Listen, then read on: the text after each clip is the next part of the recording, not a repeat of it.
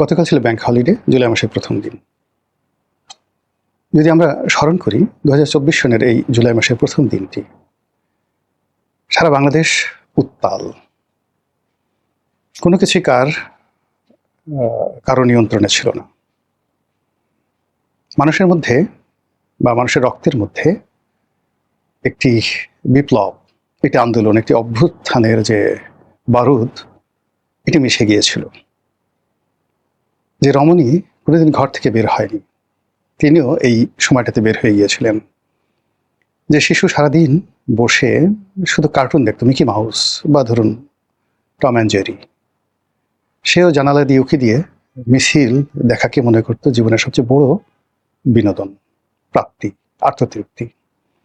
যে দুর্বল এবং ভীরু মানুষটি ঘর থেকে বের হতো, বাজারে যেত, মসজিদে যেত, আর মাথা নিচু করে ঘরে ঢুকতো, সেও মসজিদ থেকে বের হয়ে বাজার থেকে আসার পথে দাঁড়িয়ে দাঁড়িয়ে ছাত্র জনতা যারা আন্দোলন করছে তাদের সেই দৃশ্য দেখত।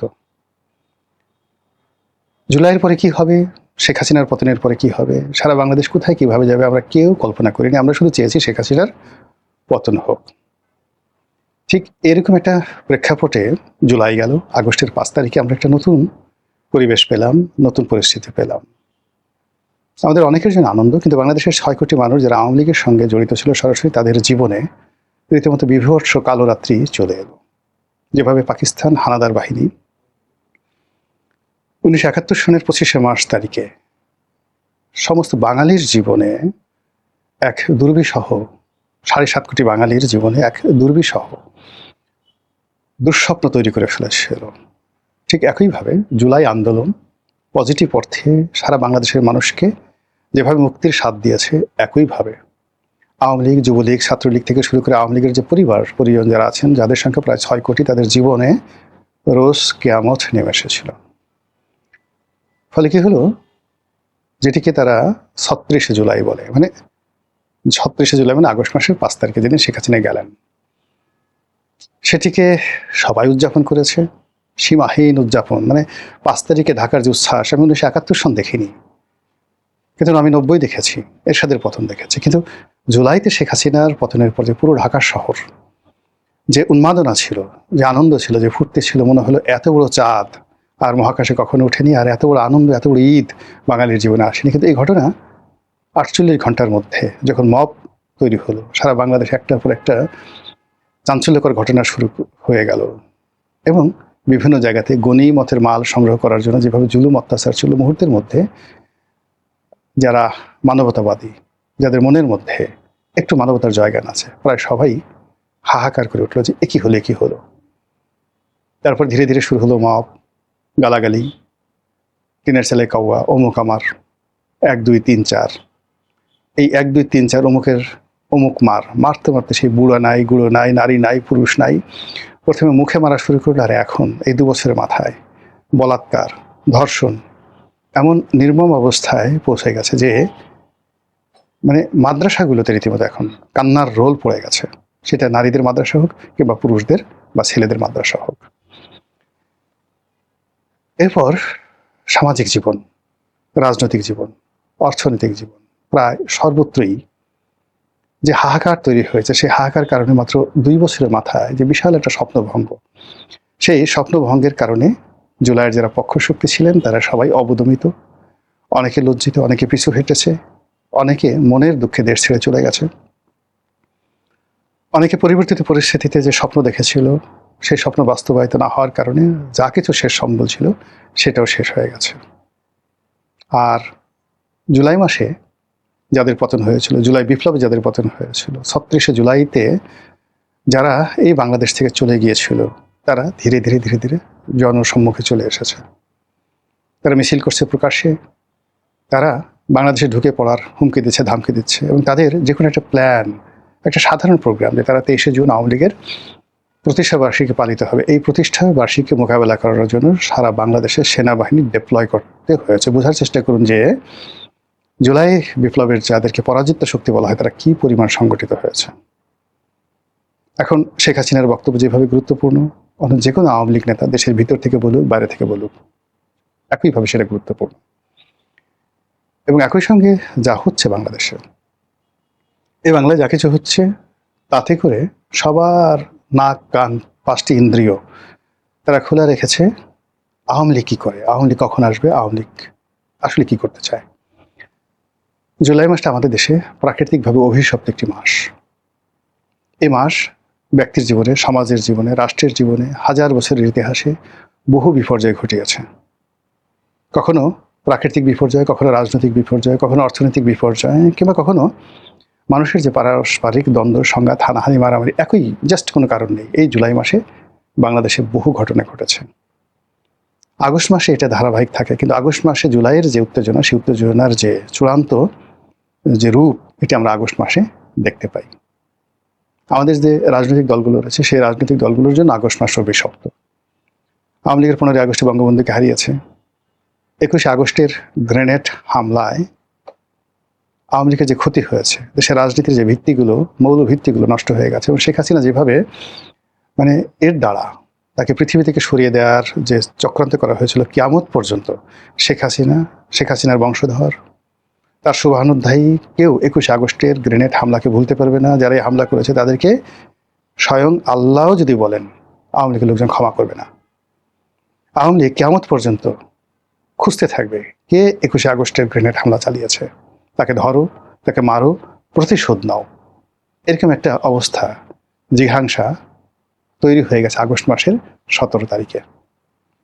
এই আগস্ট মাসের 21 তারিখে আওয়ামী লীগের জন্য, আবার এই আগস্ট মাসের 17 তারিখে 2005 সনে, পরপর 2004 সনে হলো 21 আগস্টের গ্রেনেড হামলা, 2005 সনে 17 আগস্ট সারা বাংলাদেশে একযোগে একই সঙ্গে জঙ্গিরা সমস্ত কোর্ট কাছারিগুলোতে, প্রত্যেকটা জেলা শহরের ডিস্ট্রিক্ট জজ আদালতে তারা বোমা হামলা চালালো।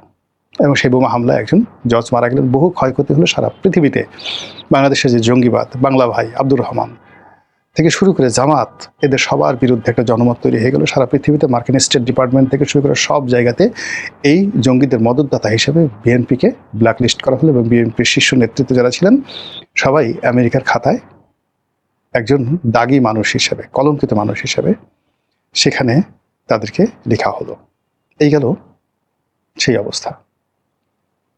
তো সেই যে ধারাবাহিকতা, সেই ধারাবাহিকতা বছর গেলে, যখনই জুলাই আসে, যখনই আগস্ট আসে, সেই গত 17 বছর কিন্তু আওয়ামী লীগ কেঁদেছে। আর সেই কান্নাটি আবার 2024 সালের আগস্ট মাসের 5 তারিখে তাদেরকে একেবারে মাটির সঙ্গে মিশিয়ে দিয়েছে। এখন প্রশ্ন হলো যে এত বড় একটা বিপ্লব, এত বড় একটা অন্যায়, এত সুদীর্ঘকালের শাসন, যেটিকে এখন ফ্যাসিবাদী শাসন বলা হচ্ছে, এরপরে আওয়ামী লীগের তো অস্তিত্ব থাকার কথা নয়। আওয়ামী লীগের নাম নেওয়ার মতো কিন্তু মানুষ বাংলাদেশে থাকার কথা না। কিন্তু কেন আবার আওয়ামী লীগ তার স্বরূপে ফিরে আসার চেষ্টা করছে? কেন আওয়ামী লীগ ভয় দেখাচ্ছে? কেন আওয়ামী লীগকে আমরা ভয় পাচ্ছি? কেন আওয়ামী লীগ নিয়ে আলোচনা করছি? কেন কেন কেন পাগলের মতো শুধু এই প্রশ্নগুলো। আমাদের যেভাবে প্রশ্ন আছে, দ্বিতীয় যে স্তর, সেটা হলো আওয়ামী লীগ কি এই জুলাই আগস্ট মাসে বসে থাকবে?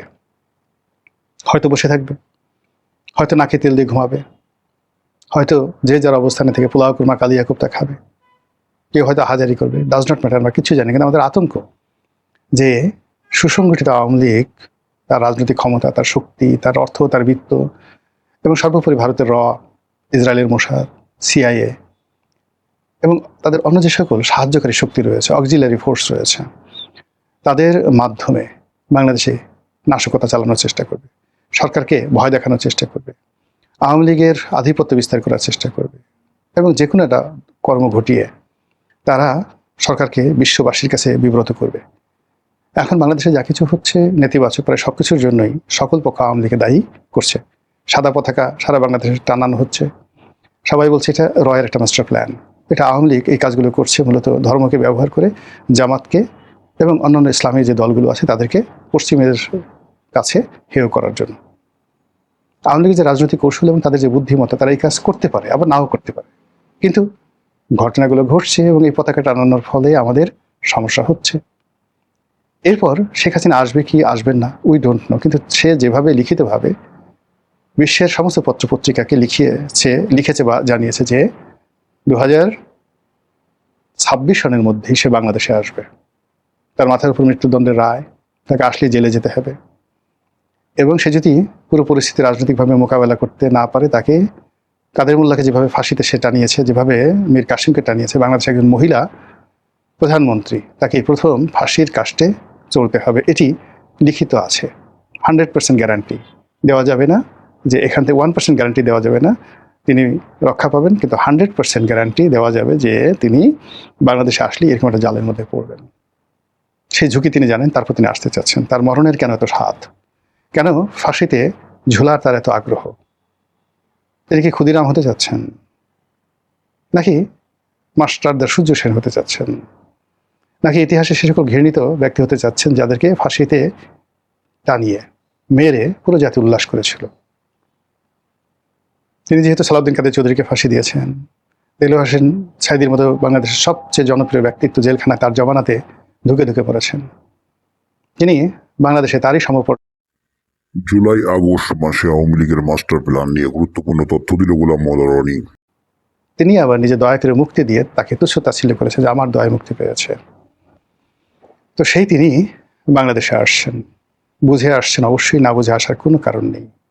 তিনি আসছেন প্রতিপক্ষকে সাহায্য করার জন্য, অথবা প্রকৃতির ডাকে সাড়া দিয়ে পিপিলিকার পাখা হয় মরিবার তরে, বা সেদিন যখন খুব জ্যোৎস্না ছিল, সকলে সকল রকম চিন্তা করিল কিন্তু গণেশের স্বাদ জাগিল, এরকম জ্যোৎস্না যদি সে আর জীবনে না পায়, এই জন্য এই জ্যোৎস্না দেখে সে মরে যেতে চাইল। এরকম অনেক জ্যোৎস্না নিয়ে বহু মানুষের মৃত্যুর স্বাদ জেগেছে, অতি আনন্দে মানুষ মরতে চায়। তো শেখ হাসিনা কি সেইভাবে মরতে চাচ্ছে? আর সে বাংলাদেশে এলে কি হবে না হবে, এটা নিয়ে এখন চুলচেরা বিশ্লেষণ হচ্ছে। এবং পুরো ঘটনা অর্থাৎ এই যে শেখ হাসিনা আসবে কি আসবেন না, এবং তার যদি তিনি আসেন তা অবশ্যই ডিসেম্বর ডেডলাইন, আর ডিসেম্বর যদি ডেডলাইন হয় তার টোটাল যে স্লট এবং প্লট সেটা 2026 সনের জুলাই এবং আগস্ট মাস। ফলে এই জুলাই এবং আগস্ট মাস আওয়ামী লীগ যে কী করবে, তাদের সঙ্গে মিশে, দিল্লি মিশে, অন্যান্য দেশি বিদেশি চক্র, দেশের মধ্যে তাদের প্রচুর চক্র রয়েছে, তারা সবাই মিলে আসলে যে কী করবে, এটি অবশ্যই আমাদেরকে গুরুত্ব সহকারে ভাবতে হবে, যার যার অবস্থান থেকে সতর্ক থাকতে হবে। এর কারণ হলো পুরো সমাজ ট্রাম্বলিং ইন ফিয়ার, ভয়ে কাঁপছে, অস্থিরতা, অনিশ্চয়তা। এই অস্থিরতা এবং অনিশ্চয়তায় সারা দেশে তোলপাড় চলছে। কাজেই anything might happen at any time. মহান আল্লাহ আমাদের সবাইকে হিদায়াত দান করুন এবং হেফাজত করুন। আসসালামু আলাইকুম ওয়া রাহমাতুল্লাহি ওয়া বারাকাতুহু।